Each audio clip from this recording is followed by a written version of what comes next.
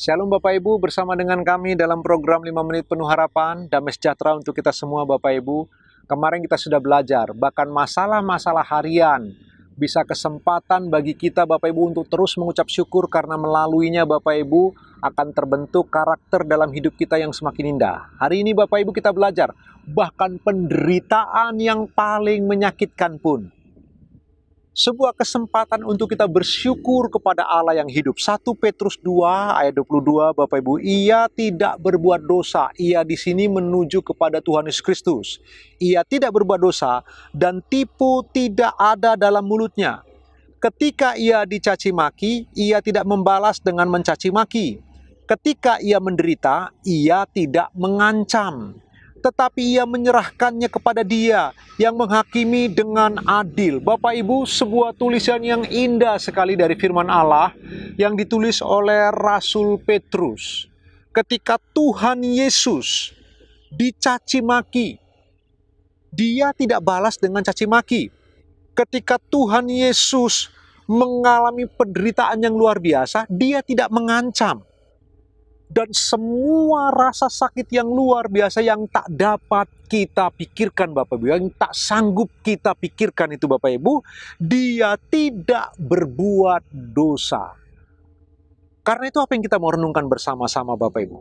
Bahkan penderitaan hidup kita Bapak Ibu, sebuah kesempatan untuk kita belajar mengucap syukur. Karena Tuhan kita, Juru Selamat kita, yang suci, yang kudus, yang benar, juga menderita, juga mengalami penderitaan yang sangat menyakitkan. Bapak Ibu, coba perhatikan bagian ini bersama-sama Bapak Ibu. Kalau kita menderita karena kemungkinan kesalahan kita, karena dosa kita, karena kita hidup dan tinggal di dunia telah rusak, yang telah jatuh ke dalam dosa. Pendek kata, kita menderita seringkali karena kita hanya orang berdosa. 99,9% penderitaan yang kita alami karena kita. Tetapi Kristus, Dia menderita bukan karena Dia. Dia menderita karena Bapak, Ibu, dan saya. Dia menderita demi memenuhi kehendak Bapaknya yang memutuskan memilih Bapak, Ibu, dan saya dan ingin menyelamatkan kita. Jadi Tuhan Yesus menderita bukan karena Dia, bukan karena pelanggarannya, tapi karena kita. Tapi sekalipun begitu Tuhan Yesus tidak pernah mencaci maki, tidak berbuat dosa, tidak mengancam. Karena itu waktu Bapak, Ibu, dan saya mengalami penderitaan, sebenarnya sebuah kesempatan kita belajar untuk mengucap syukur. Karena kita dipandang layak untuk menderita penderitaan seperti Tuhan kita, Juru Selamat kita, Tuhan Yesus Kristus. Bapak Ibu, mari kita akan merenungkan bagian ini dengan serius Bapak Ibu. Karena hari-hari ini ada banyak rasa sakit penderitaan yang luar biasa yang dialami oleh anak-anak Tuhan juga oleh karena pandemi ini Bapak Ibu. Kehilangan orang-orang yang dicintai, kehilangan pekerjaan Bapak Ibu, kehilangan orang tua, dan lain sebagainya. Ada banyak rasa sakit luar biasa hari-hari ini Bapak Ibu. Tetapi itu juga sebenarnya sebuah kesempatan untuk kita belajar mengucap syukur kepada Allah karena rasa sakit itu Bapak Ibu.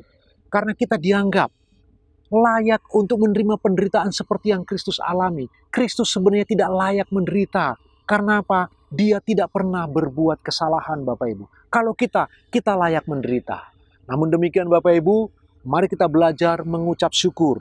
Biar melalui penderitaan yang kita alami Bapak Ibu dikasihi Tuhan, kita terus akan dibentuk oleh Allah, diproses oleh Tuhan menjadi pribadi yang lebih kuat, yang lebih tanggung, yang menjadi inspirasi bagi orang lain.